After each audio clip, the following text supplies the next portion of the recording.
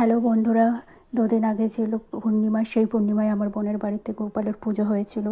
এবার গোপালের পুজোর জন্য কী হয়েছিল সেইটা আমি আপনাদের সামনে ছোট্ট ভিডিওতে তুলে ধরলাম।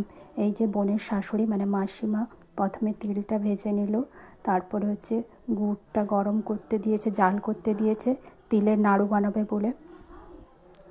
তারপরে হচ্ছে আগেই তো দেখলেন নারকেলের নাড়ু হয়ে গেছে, সেটা বোন আর বোনের বর মিলে বানাচ্ছিল। আর এইদিকে আমাদের দুপুরের খাওয়ারের আয়োজন চলছিল, সবই নিরামিষ। এই যে আলু ভাজা, ফুলকপি, পনির, আলু দিয়ে আলুর তরকারি, এখানে সব বাটনাবাটি করাই আছে, সবই তো নিরামিষ। আর হচ্ছে বেগুন ভাজা ছিল, কাঁকরোল ভাজা ছিল, আর ছিল মুগের ডাল। এই যে দেখতেই পাচ্ছেন গুড়টা ভালো করে একটু টাইট হয়ে যাওয়ার পরে তিলগুলো দিয়ে দিল।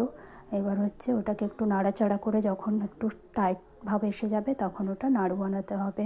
আর এদিকে আমার বোন ব্রাহ্মণ ঠাকুর আসার আগেই ফলমূল কেটে সমস্ত কিছু জোগাড় করে রেখেছে যাতে তাড়াতাড়ি পুজোটা হয়।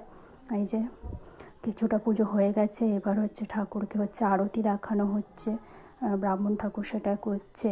এরপরেই হচ্ছে বোন আর বোনের বর আগেই হচ্ছে দিয়ে দিয়েছে পুষ্পাঞ্জলি, সংকল্প সব কিছুই হয়ে গেছে। এখন হচ্ছে এই যে জুন পোড়ানো হচ্ছে, হোম নয়, এটা হচ্ছে জুন পোড়ানো হচ্ছে। দেখতেই পাচ্ছেন খুব সুন্দরভাবেই পুজো